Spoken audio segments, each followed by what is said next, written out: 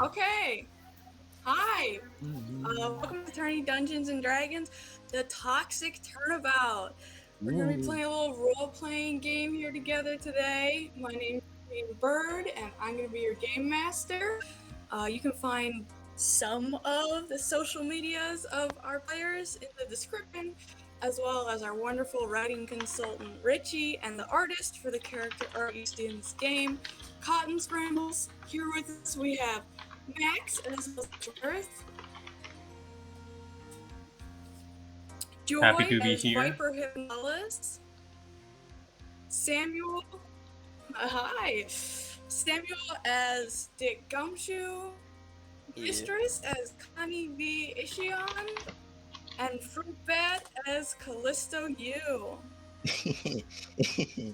So, our story begins in a time of peace in the city of Los Angeles, Japanifornia.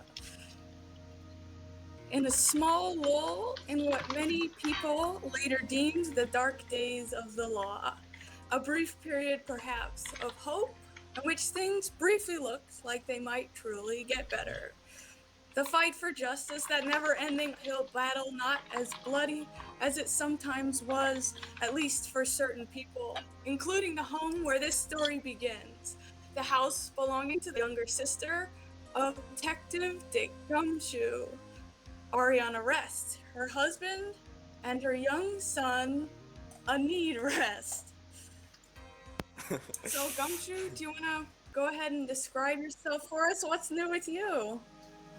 Well, I am Detective Dick Gumshoe, loyal partner and trying detective, plus trying to be good inspiration to my sister, and more importantly, my little nephew. I need rest. So, I'm trying to look after these kids to be the good role model they need, because as a detective, I want to prove them and prove to myself that I am a fit detective.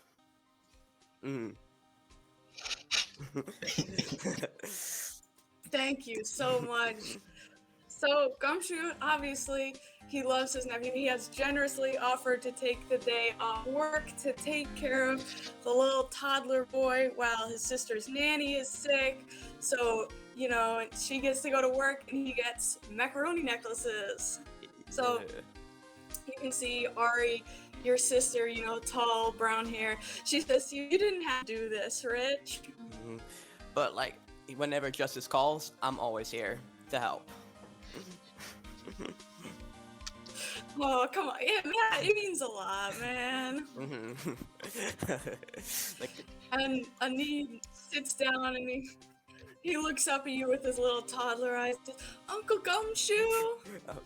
Yes, child. I love you. I love you too, kid. That means a lot. Are you a detective? What now? I'm sure I'm a detective. Yeah, I want to be a detective someday. Tears start to well in his eyes. Oh, geez, kid. That really means a lot.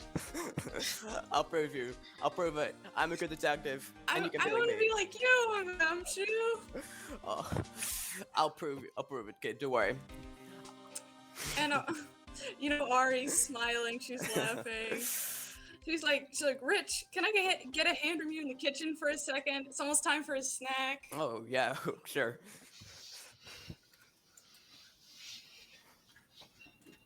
So she, you follow her into the kitchen. She's, making apples and peanut butter or whatever. She doesn't really need you. And there's kind of a pause, like she's seen something in your face. And she says, so, just like you, huh? Yeah. Not that I'm the best role model, but sure, why not? And she, she kind of hesitates and she says, look, Richard, I know I'm the last person in the world you want to hear it from, but you don't need to be anything to impress me. Well, if a little kid wants to be like me, I'll let him. I'll try my best to be a good detective for you and for him. And We love that for him. Yes. He is so Yeah. just such a sweetie, and I'm so grateful that you could do this for me today. Mhm. Well, no problem. I've Anyway, been I just, just eating ramen I at wanted to home. make sure. Yeah, I wanted to make sure someone said that to you. And really, thanks for helping out. He's a good kid. Oh, thank you so much. Look, I should get back to work. So, she leaves you there with your nephew again, and the moment is over, and you go your separate ways. Ari goes back to work. You go back to your adoring nephew who doesn't understand what it means to be you. Not really. Mhm. Who's going to follow in your footsteps if you're not careful.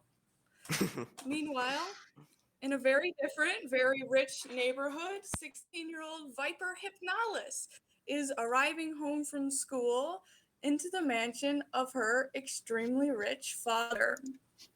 She hates her mom's Hold house on, even though give she me a got second, custody. guys. It's Hi, Viper. It's her Hold mom's on. house sucks. It's small. It's not like her dad's mansion. You're doing fine.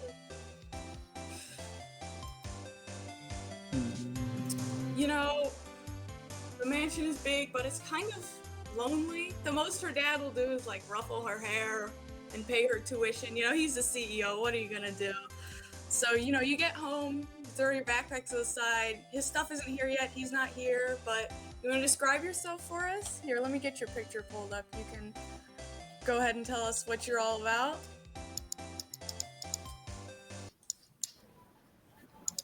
I'm really trying here. Let me reset your music. Okay, you guys may need to zoom way out to see the picture, but give me a second.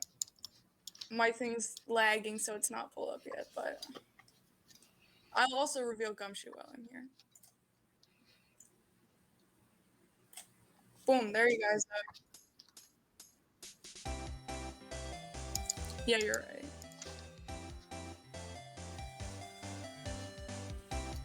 Okay, Viper, are you with us? You gonna describe yourself for us, or shall I? I don't know, man. My Chromebook's not working. Can you see and hear stuff?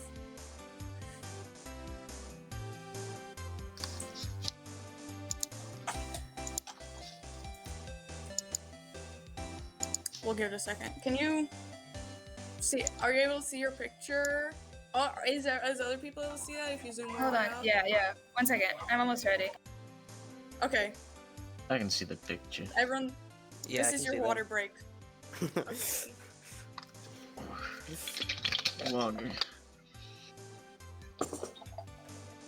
Oh, Stay hydrated. It's good for you. I got too enthusiastic. How much water's left? Did the music stop? Where'd the music go?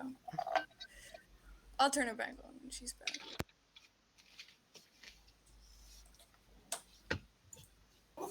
I'm trying to pull up my stuff, but the airport Wi-Fi is not working with me.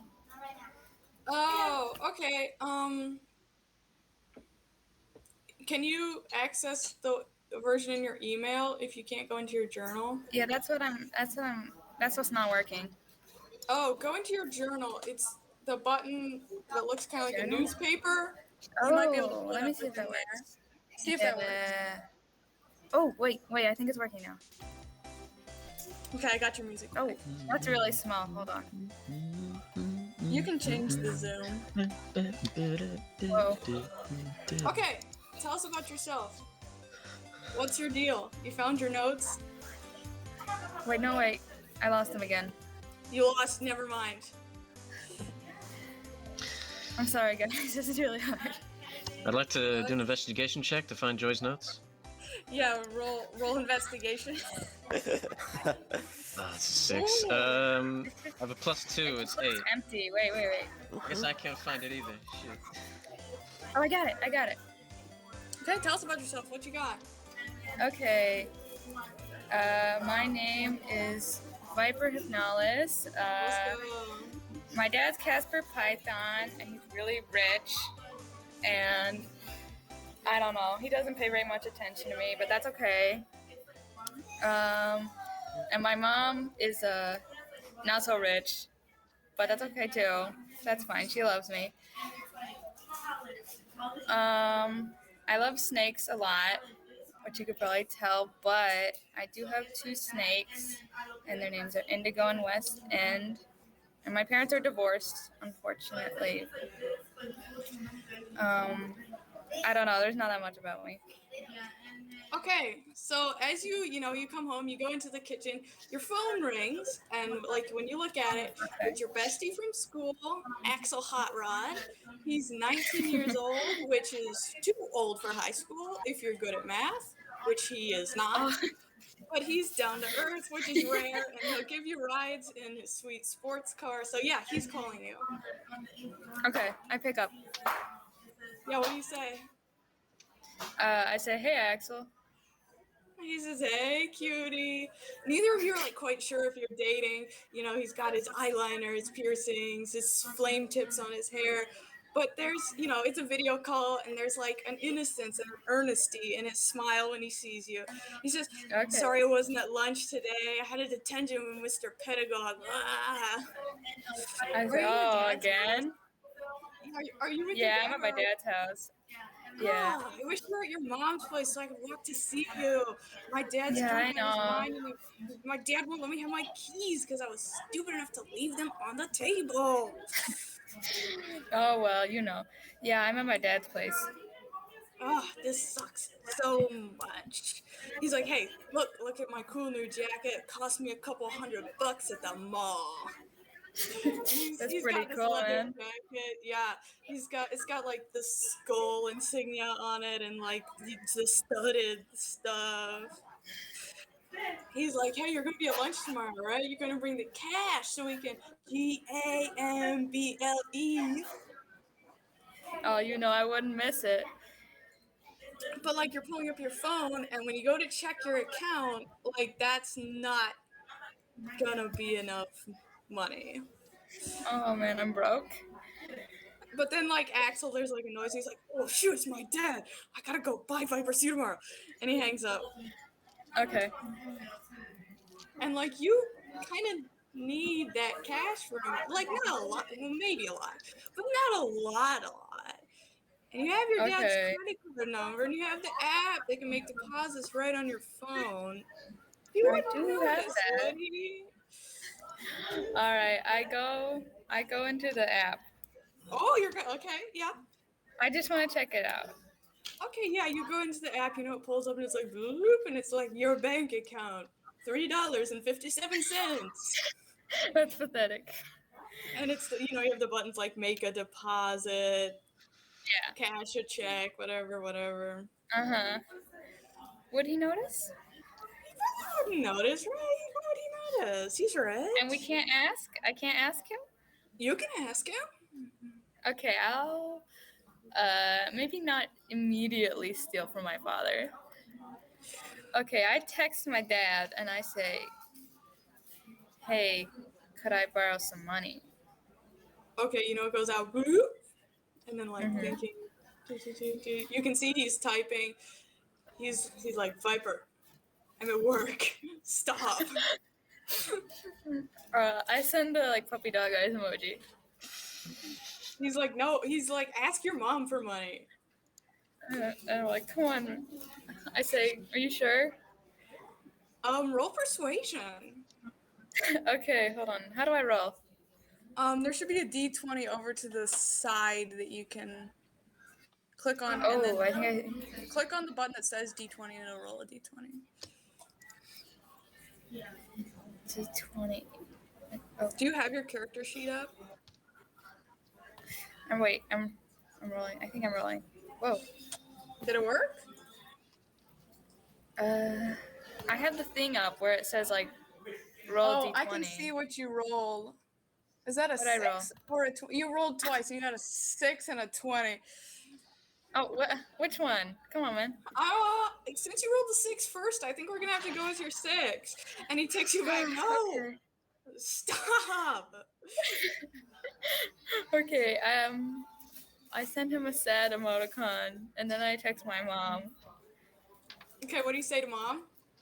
I say, "Can I borrow some money, please?" She With says, a heart. Viper. She says, Viper, you know how tight they are on cash. This isn't funny to me. And I say, "I'm sorry." Okay, you want to do Okay, anything before the end of your turn? How mad would he be if he knew? Probably not mad. He's rich, right? That's true. I will think about it. It's only like a couple $100. He wouldn't. Would he notice? Will he be home from work anytime soon? No, he's probably gonna be out until like 8 p.m. Listen, you're probably gonna earn it back playing poker tomorrow, right? Like, That sounds like the voice of a liar. Am I good at poker? oh yeah, you're really good. I'm really good? That's cool. You're really good.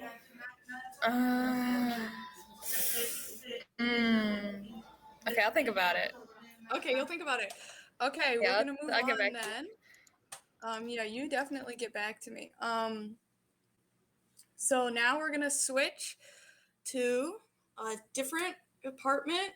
Meanwhile, different apartment. Another kid is getting home from school with her dad and, a certain friend. They're eating spaghetti dinner as fancy as an unemployed man can make.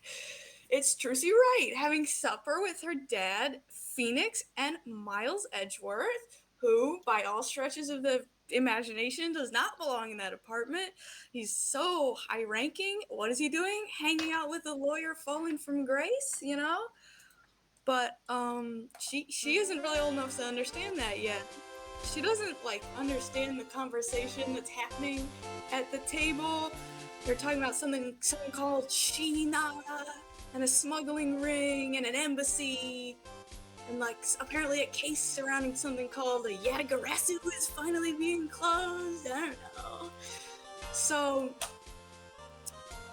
Phoenix is like, if it took him this long to get a verdict, somebody must really be pushing on Albo's defense. Do you really think the law is getting more fair?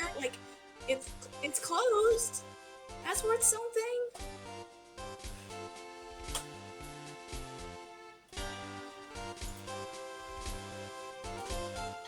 Right? The law only gets as fair as we make it to be. Oh, you're right, but it's so hard for it to be out of our hands. So much terrible stuff happened, and now someone else gets to prosecute that case. Someone else gets to defend that case. That's not fair. Well,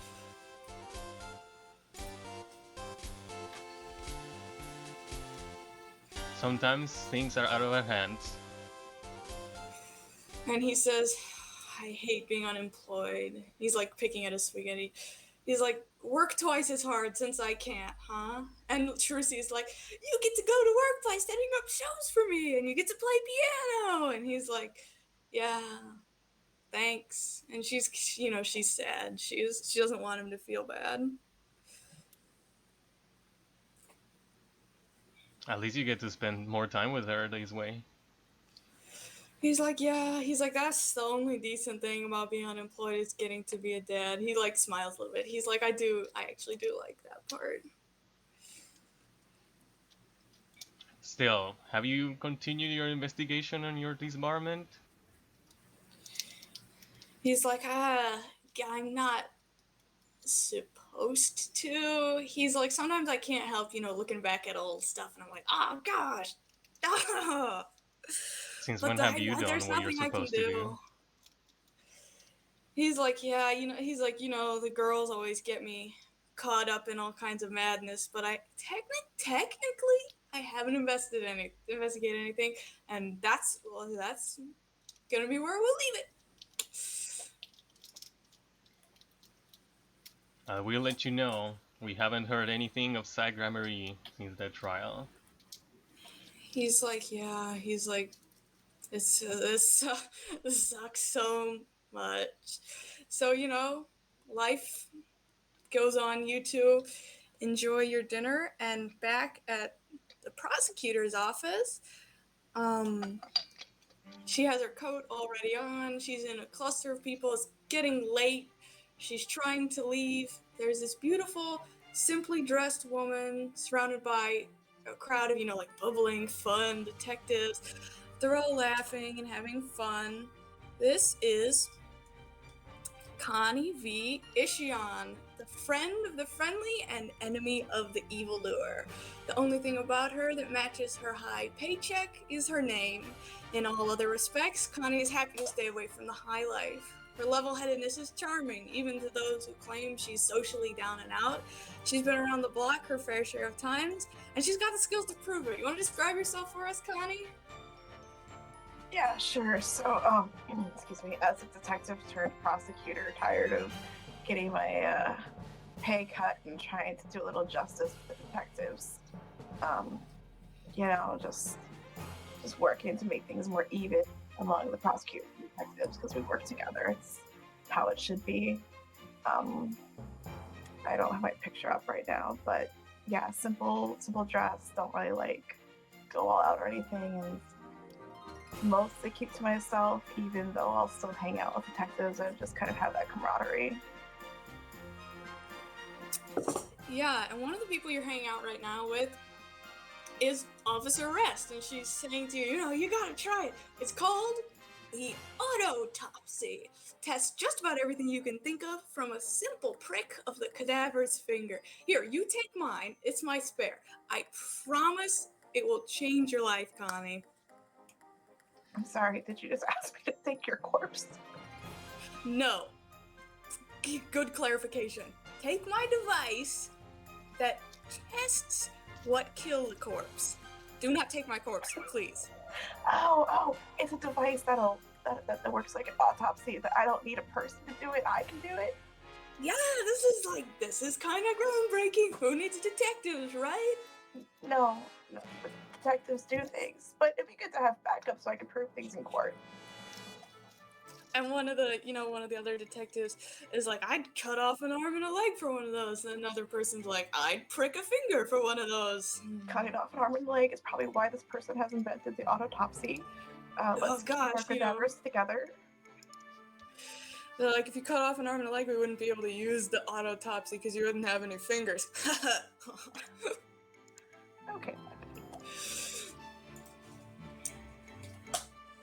But you should really be getting home. So, you say your little goodbyes to your friends. You can add your autopsy to your inventory if you have it pulled up. So you walk out into the darkness, the windy night. But, as you get closer to your car, as the prosecutor's office gets farther and farther away and your apartment gets closer, the light and laughter seem to drain out of you. Back home, where you'll be alone again. Back home, where you rarely so much as bother to turn on the light. Dinner is cold, leftovers in a glass of something amber. You sit at the table in the moonlight, and out of your bag, you take a little sculpted box, painted yellow with pink flowers and silver trimming. And when you open it, it's a music box. Tell us a little bit about the history of this box, Connie. What does it mean to you? Give me 1 second. Yeah, for sure. Take your time. So, it's just like a resemblance of like my family and growing up with people, and that I want to be more and have more have my own family, and just kind of missing that sense of connection. Yeah, having this gift, and it's so beautiful and fancy, but also it's a past that you can never get back to. So as you're sitting there, looking at your music box, and the slowly it unwinds and the thing stops spinning. There's little beautiful snakes and flowers inside spinning around. Your phone rings, It's your mother's mom, so this is the one who started all the madness about status and stature that your aching shoulders bore through childhood. And this is the only grandparent that you actively like dislike. Okay, I guess I answer. And Okay. So, she answers, she's like, Concordia, is that you? I'm sorry, new phone. Who's this? She says, Darling, can you hear me? Yeah, what did you need? She says, I saw you on the news. I'm so glad to hear you're finally reaching for something worthwhile. It's like you're really becoming part of the family, just like your aunts and uncles, Yes, that's fantastic. I would love to be like my aunts and uncles. And you. Don't be a smart mouth. I'm happy to see this for you. Yes, your happiness is my top priority. I'm just happy to see you growing up and pursuing something. Hopefully it'll be children next. If only you could marry into a good family, get that nasty ne'er-do-well blood bred out of you. Wow, I would love to marry in a good family because I'm not in one yet. I'm gonna go now. Oh, what? And you hang up on her. And like the silence feels even more silent with her words ringing in your ears. Like, what are you gonna do? And you close the music box. You don't want to look at it anymore. And you pour yourself another glass. And meanwhile, across the city in an equally dark apartment, our final member of this story is sitting in silence. Not watching television, not reading, just waiting. As if she had summoned it with her eyes, the mail slot on her door opens, casting a chink of light over the room. A letter shoots silently to the floor, and then it's over. And still, she doesn't move. Sometime later, as if on some silent signal, perhaps waiting to be sure she isn't being observed, she gets up and opens it. She reads it, and her brow furrows, and then she smiles. And she folds it up and puts it back in the envelope and disappears into a back room of the apartment. And the place is still once more. The next morning, as the sun rises over the city, setting skyscraper windows ablaze with orange and gold and cars glittering, as light crawls across the floor of this apartment, the woman inside can be better seen. Blonde hair, yes, and no coat, but this woman is unmistakably Calisto Yew. The earrings, the lipstick, everything. And she's on a mission. It's early, but she needs to be early, and within minutes, she is in the prosecutor's office, hidden in plain sight. She's looking so at ease, you'd think she works there.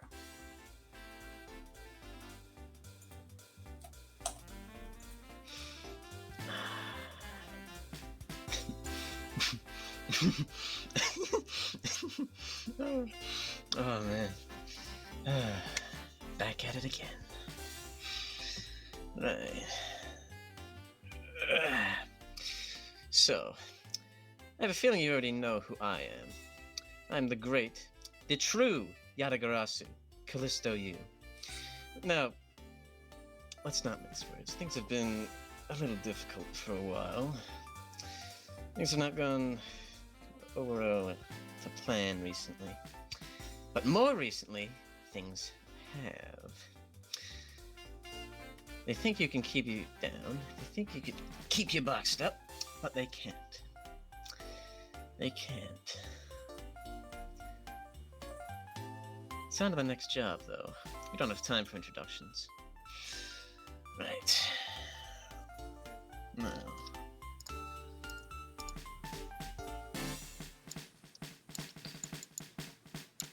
12th floor. Time to go.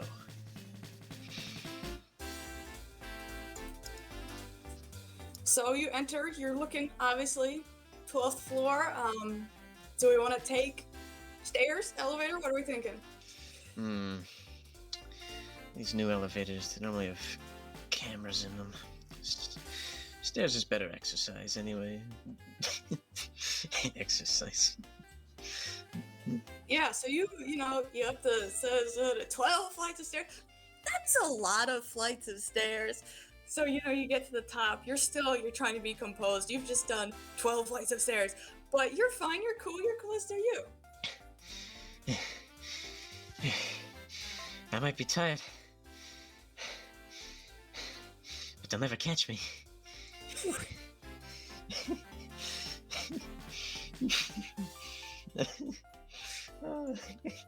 That's 12 flights of stairs.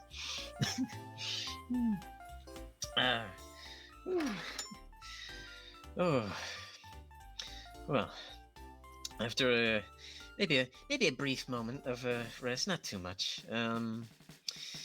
Now let's see. I've got to find the correct room. Nameplates. I'd like to look for.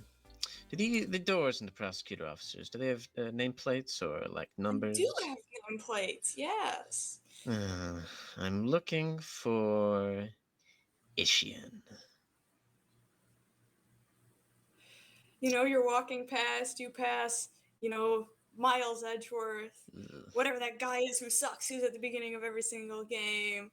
Pilfer? And one of them says Concordia Ishian on it. Alright. How do we play this? Callisto takes a deep breath and very politely knocks on the door 3 times. No answer as you try through the window. It looks dark. Possibly she's not in here yet.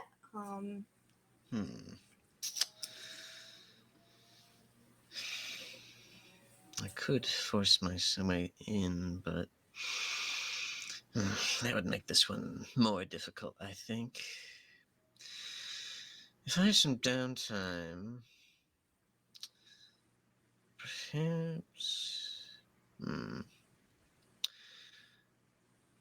Right. Okay.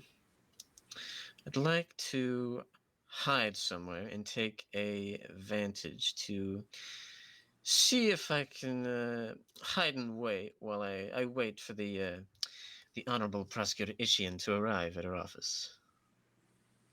Definitely. So, you want to roll me possibly a stealth check? There are some ugly plants, some benches. You can definitely find a little spot to hide if you can pull it off. D20, my stealth modifier is +6.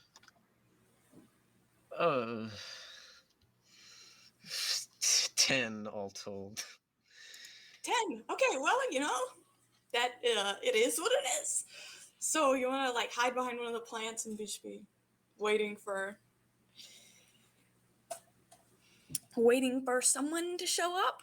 Okay, so we're gonna jump to Miles Edgeworth. He is just waking up. He gets his coffee. He gets dressed. He's ready to hit the day. He is up early. He is Miles Edgeworth. He is invincible.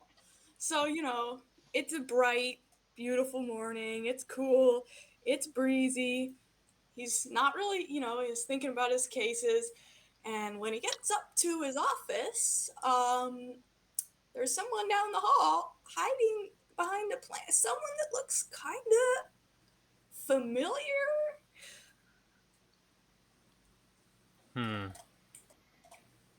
He approaches that person. Yeah, as you approach, that's definitely Calisto Yew. That's not maybe Calisto Yew. That's obviously Calisto Yew. The earrings are the same. The shirt's the same. She'll be here any minute now. He drops his suitcase in shock. Oh, boom! Suit papers everywhere. You! What are you doing here? Okay, so Callisto Yew has just gone on a job, and she has turned her head, and she has seen Miles Edgeworth, the individual who put her in the prison. This has not gone very well. This has not gone superbly. This is not going so well. There's maybe a moment of shock, confusion, like mind racing. What do I do? What do I do? But then, hey, it's okay.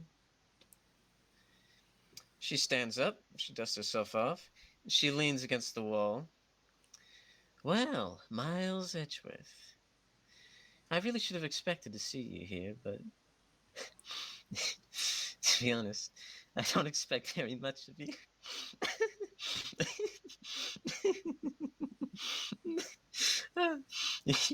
you, you you have to stop looking like this. You make me laugh every time I see you. That's rich coming from someone that should be in jail. Well, and that you're a bit more behind at times than I thought you were, Edgeworth.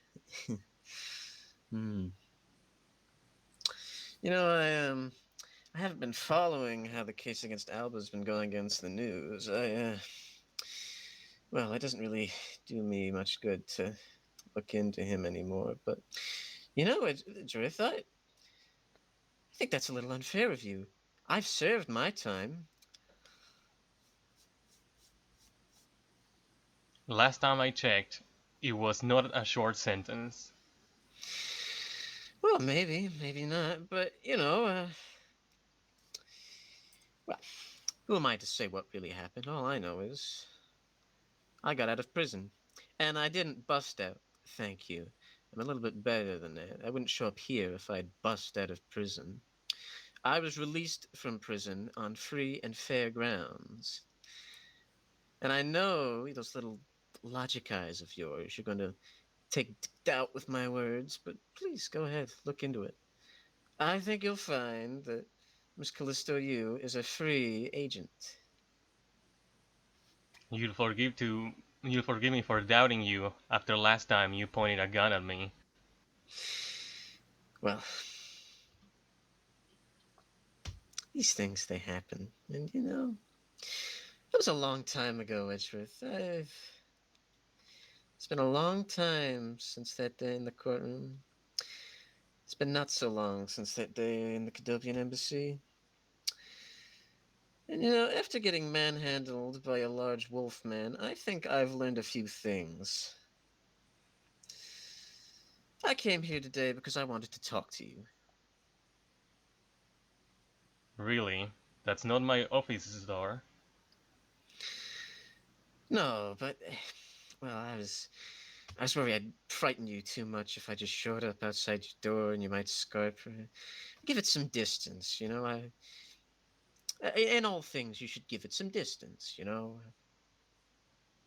as you're talking, someone comes out of the elevator, and it is Connie V. Ishion. In the middle of your conversation, she looks back and forth between you. She can tell that you're arguing, but I assume she doesn't know Callisto well enough to be like, that's Calisto Yew.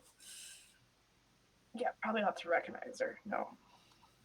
I assume they're in front of my door, so I'm just going to be like, excuse me, and go to my office door to open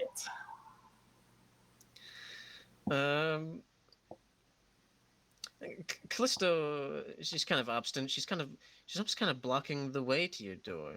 And she's a bit more engaged in this dialogue with Edgeworth. It's like, now I know what you may think, but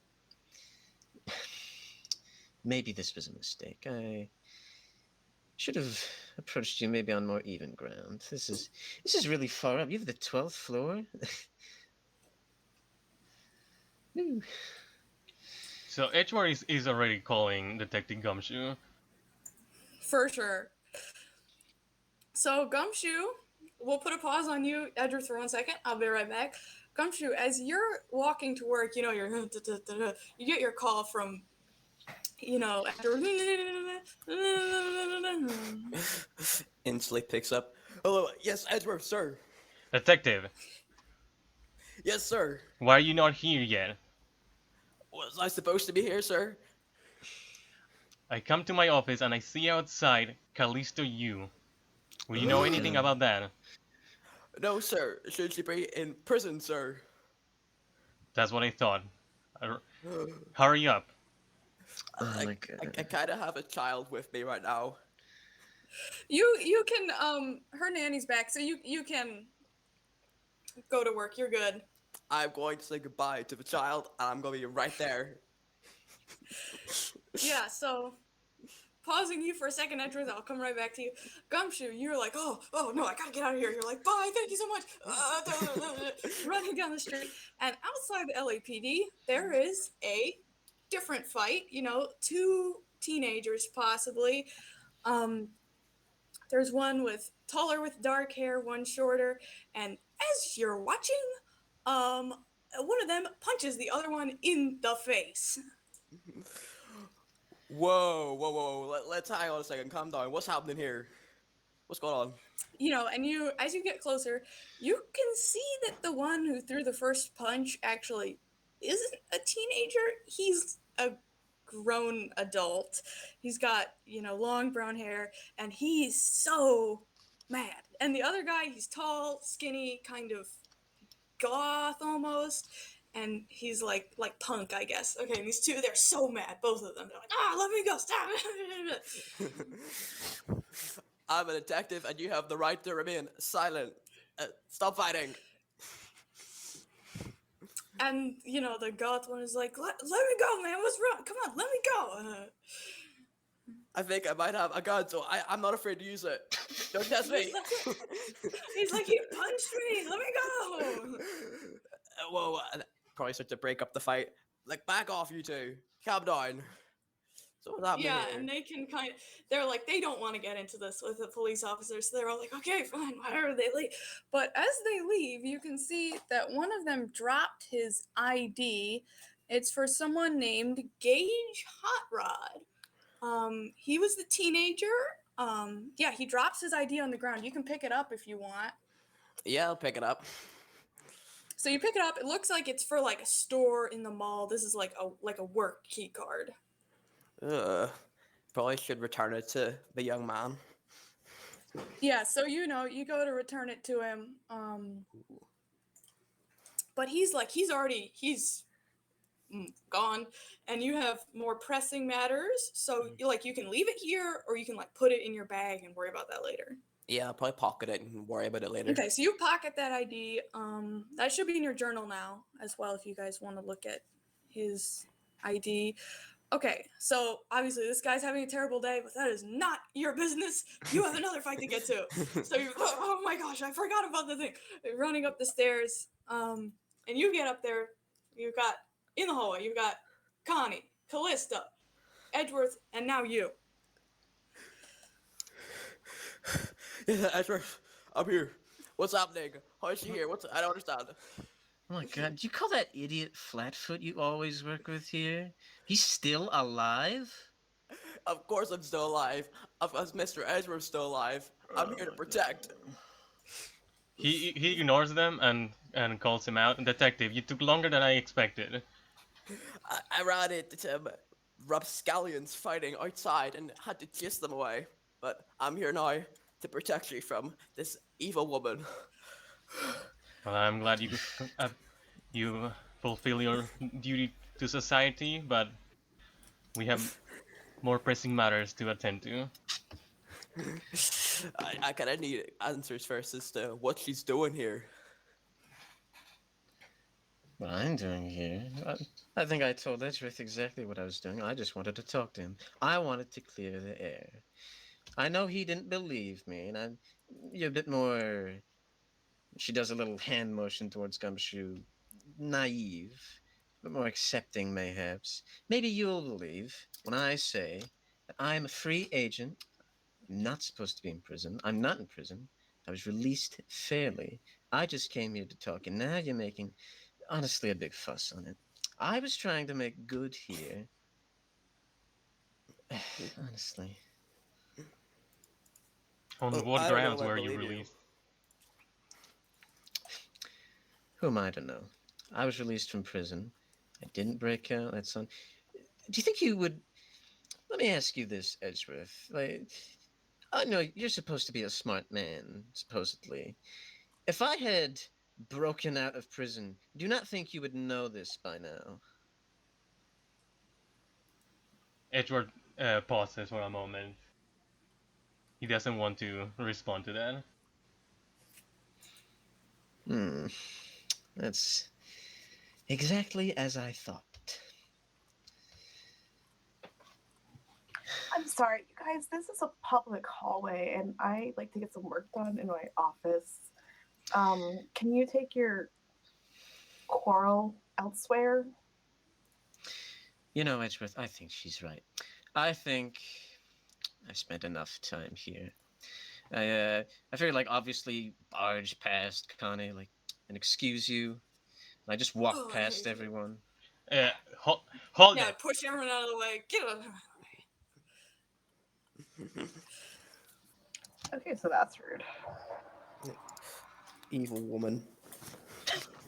Okay, I'm gonna put a pause on all of you for a second. You will get your turn back.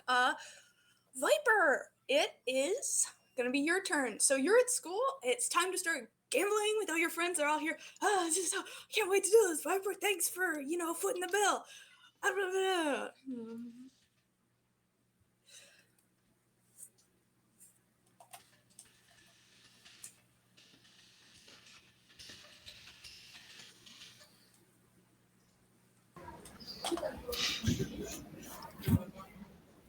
Wait, I did what? So did anything happen since like last night or whatever? You're muted again, but I heard your question. No, nothing extreme has happened to you. Life's been pretty chill. Yeah, Dad came home, So I don't. kind of brushed past you to bed. I didn't ask him. Dang. Well, you asked him in text, and he was like, "No, leave me alone." Oh. Okay. So I don't have money right now. You don't. You have $3.57. That's not gonna Okay. cut it. Okay. So I don't get another chance to do anything about that. You can make a quick deposit to your phone. It wouldn't hurt. And can I like take a little bit of money so they don't get mad at me? Yeah, take like some amount that your dad would think was small, like I don't know, like $500. Oh, that's small. To him, yeah, you live in a mansion in LA. You're right. Okay, sure. Okay, so you get the money, you're playing, and like it's so fun. You've got Axel there. He's like, "Whoa, yeah, I'm so hyped." And you are the best at poker at your school, maybe one of the better in the city. Like your dad taught you when you were a kid, like young enough that you just absorbed it.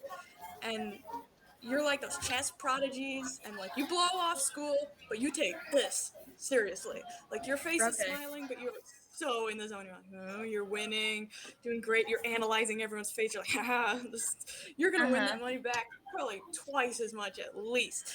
And you're about to take your final turn when your phone rings, and it's Dad. Oh no! Oh dang! I'm caught. Okay, I pick it up. I'm not happy about it though. He says, Viper, where are you? I said, I'm at school, right? Yeah, you're at school. At school? He says, did you take money from my account? And I said, Viper. A little. We talked about this. You can't keep doing this. I need you to pay me back now. I will. See, the terrible thing is, you're down a few $100. You're gonna make it. If you could win this poker game, you'd make it back. But the lunch period's almost over. Time is running out. Okay, can I try? Can I try? Yeah, you can send him what you have, but it's not gonna be enough. No. Can I like try to win? Yeah, you can definitely try to win. So you hang out with Dad. Yeah. So just as you're about to destroy everything, like the bell rings and people start picking up their stuff and leaving, and you still don't have the money to pay Dad back. So you're gonna be in really hot water when you get home. You don't have a job, but Axel does? Okay, can I go to Axel? Well, like you guys are going off to class, but after school you can. Okay. So, can I talk So to him? yeah, you should probably like walk like to mom's house after school, and then you can talk to him because he lives nearby your mom's house. So as Okay, you're walking sure, I'll home from do school, that. you're cutting, yeah, between alleys, whatever. You see a paper on the wall in the alley outside the Borscht Bull Club announcing that a famous Oh. poker player will be in town, and there's a $500 cash prize. Okay, I'm like, okay, the things are coming together. Okay, so Cash prize for what? Beating him? for beating him, yeah. Okay. So do you want to come back later tonight, maybe? I'll take the. Can I take the poster? Can I take a picture? Yeah, definitely take a picture of the poster. Okay, I take a picture. Okay, so you Can I go talk to Axel? home. You head home. Yeah, you want to call Axel? I'll call Axel. Okay, you call Axel. He picks up. Hey, what's up? I say, hey man, I'm in a bad spot right now. He's like, oh, come on, baby, what happened? I owe my dad a few $100. Come on. He's like, this. I thought we learned from last time, okay? A few hundred, more like nobody cares. You'll be fine. He'll forget about it, right? I don't know. He Okay, seemed so pretty mad over the phone. he sounded mad. Okay, well, what are you gonna do? Like, you just I don't gonna try know, and win dude. it back I at don't lunch know. tomorrow, or? I'm not sure. I might. He's like, okay, well, if you have any ideas, definitely let me know. I'll support you 100% in everything, Viper. Come on, you know I love you. Have you heard of the Borscht Bowl Club? He's like, oh yeah, isn't that like that shady place where you can like go to get drugs or something?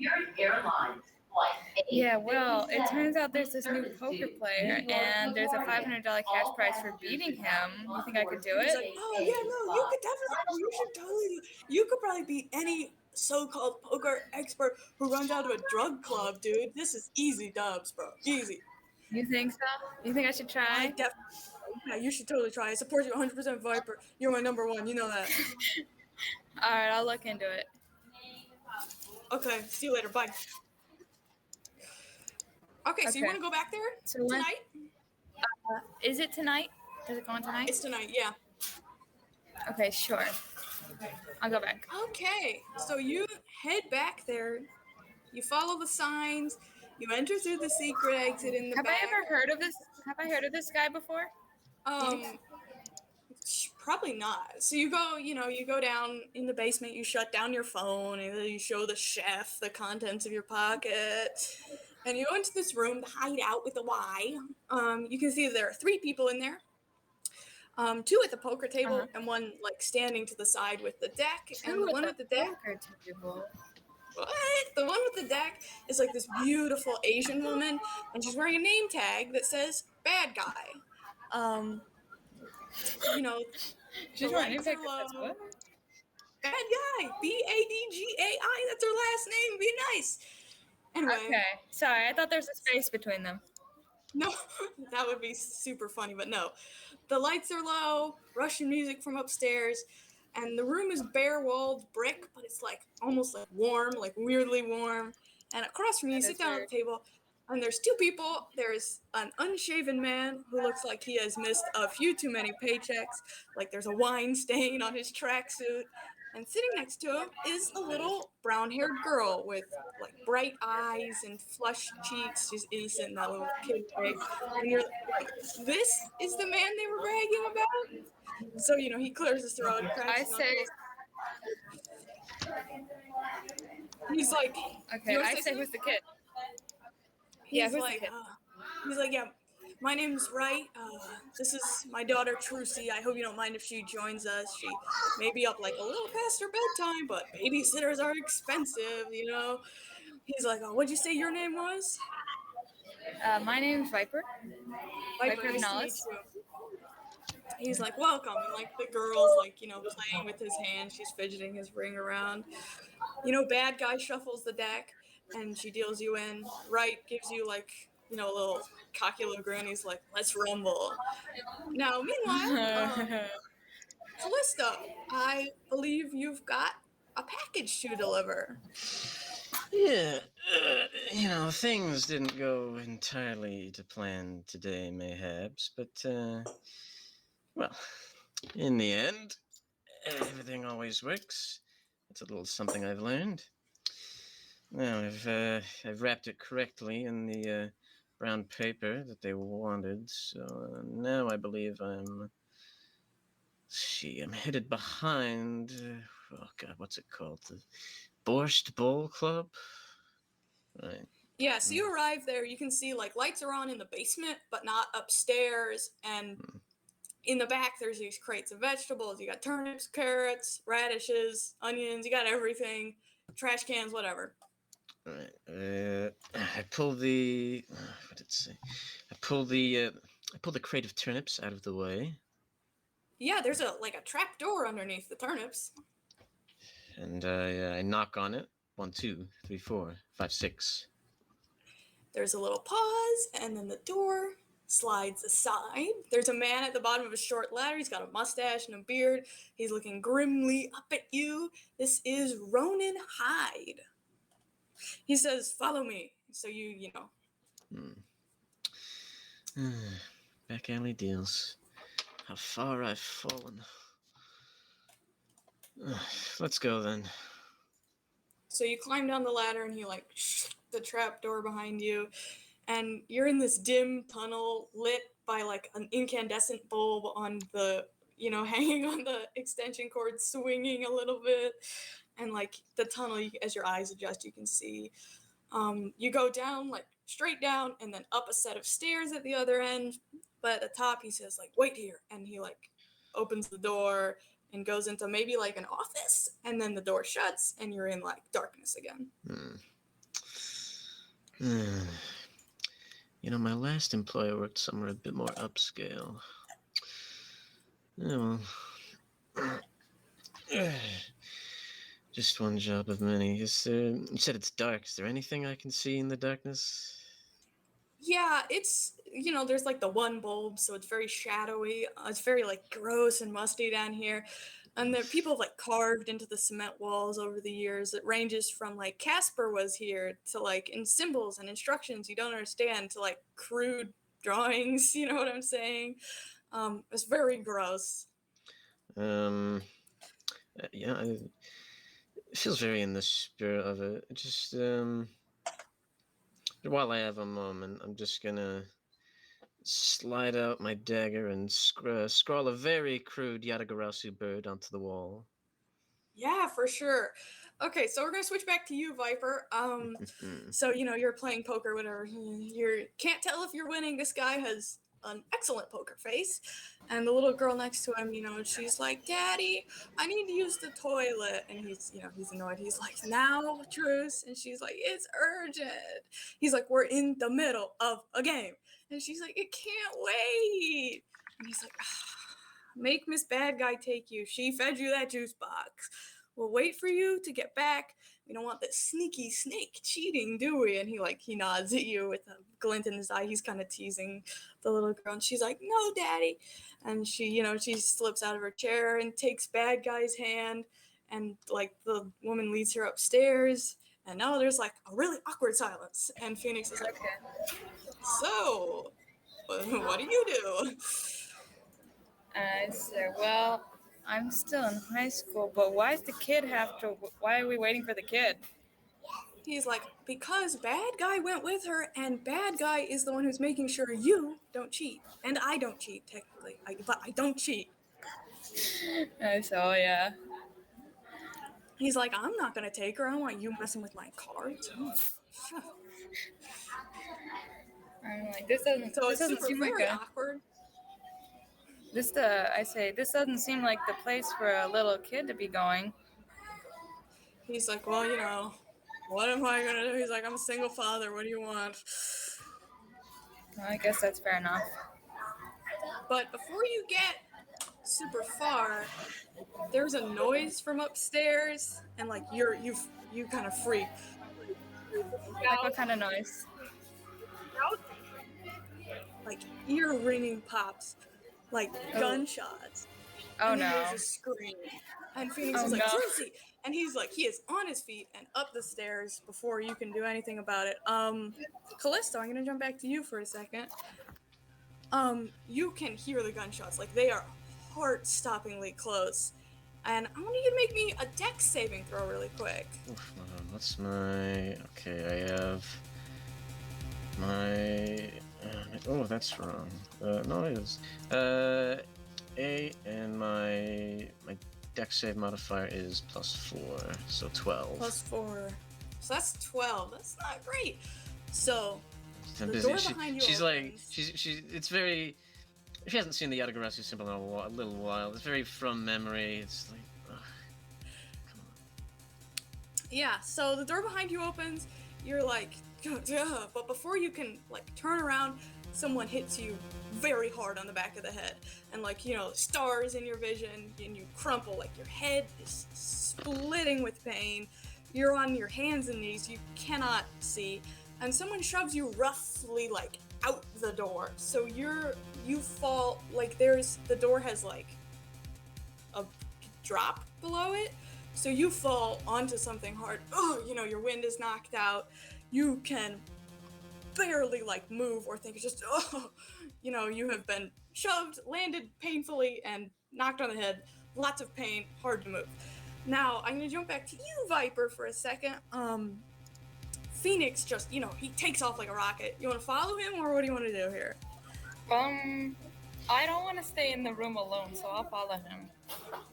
Yeah, because bad guy's gone, Trucy's gone, Phoenix is gone. So you follow him. At the top of the stairs, you can see him like standing in front of an open doorway, like to an office. You're pretty sure. So like Trucy's like hanging onto this leg and crying. So you want to go see like what are they looking at? What happened? Yeah. So Sure. you can immediately see why Trucy is crying, because in the room, on the floor, there are two people. There is an unconscious or partly conscious blonde lady and a dead man. You don't like look long enough to learn very much about him, but even if you did, the image like seared into your brain of his like brains on the wall would not be terribly helpful, and bad guy is nowhere to be found. That's awful. So, okay, Edgeworth, I'm gonna jump back to you. So obviously you've had a That's very fine. jarring day. So you're minding your business when your phone rings. It's Phoenix. So he picks up and goes, right, I'm sorry, but I'm being very busy. Having to look after some very important matters. I hope this is important. And he's like, Edgeworth, like you can tell by his voice, like something is not right. He's like, I'm at the Borscht Bowl Club. I had a client, but something went wrong. Someone was murdered, and it could have been Trucy. It was almost Trucy. Like he's barely making sense. What, right? Like he seems like he might be about to cry. He's like, can you come over here, please? I'm coming right there. He's like, okay, thank you so much. So as you're heading over, we're gonna switch to Connie for a second. The phone on your desk rings. It's Officer Rest. Connie here. She says there's been a murder. A man by the name of Ronan Hyde. They want a prosecutor on the scene. Stat, can you make it? Yeah, I'll be right there.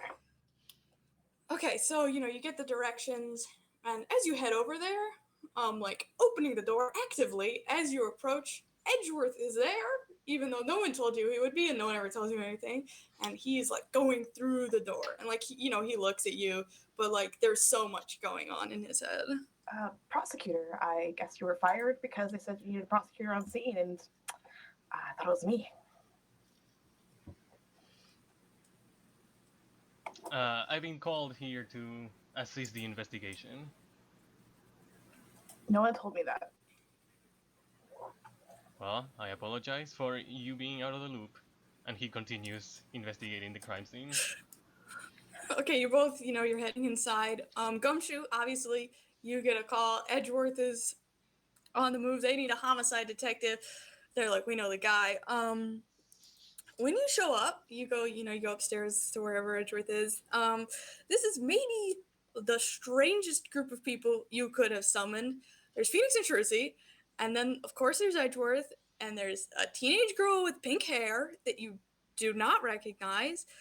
And then there's that detective turned prosecutor from earlier, Connie, and like in your brain, you're like, processing that she used to work for Edgeworth. Like you took her job when you started working for Edgeworth, although like he seems to hold no memory of that. Like you can't blame him with what he was going through, but you're like, now that I think this is weird.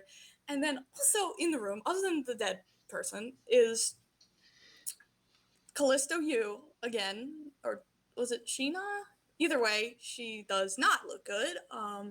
She's obviously been injured. She's, somewhat out of it. But no one's handcuffed her yet. So, and you can overhear Phoenix saying something to Edgeworth. Phoenix is saying, "Can't have been her. She was practically knocked out when I got in here. No blood on her. Would have to be some blood on her if the man was shot from that close, enough to mess him up like that. She'll be lucky if she's not concussed. She was in no state to set up a crime scene." And to Callisto, he says, "If you'll help us, we're not gonna if you'll talk, we won't arrest you yet." Arrest me on. Callisto, it's like she's ready to argue. She's looks down at the knife she had in her hand to scroll the stuff into the wall, and it's like, and she hides it up her sleeve, which not hide at this point. Everyone can see it. She just puts it up her, not up her sleeve, like into her shirt, and she goes like, "I suppose so. I guess is Edgeworth in the room at this point? He is. He is, yeah. He's staring daggers at you. I suppose I can. Yeah. I have a couple of skills in this department, and you can. She very, very obviously foibles her collar, and on her collar is the defense attorney's badge that she had so many years ago. Still has it, apparently. I have a few skills in this department, I suppose. I can help out. Actually, can I interrupt here? Who said they wouldn't arrest her? Phoenix looks at you. There is no recognition in his eyes. He's like, sorry, I don't think I know you. He's like, the name's Phoenix, right? Do you know why you don't know me, sir? Because you don't work for our department. You don't get to make these kind of deals with potential suspects. You can't make that kind of claim, and if we're going to do this, we have to follow procedure. He's like, you can tell he's used to Edgeworth being the main prosecutor for a case, and he does not realize that that's not happening here. It takes him a second, and he's like, excuse me.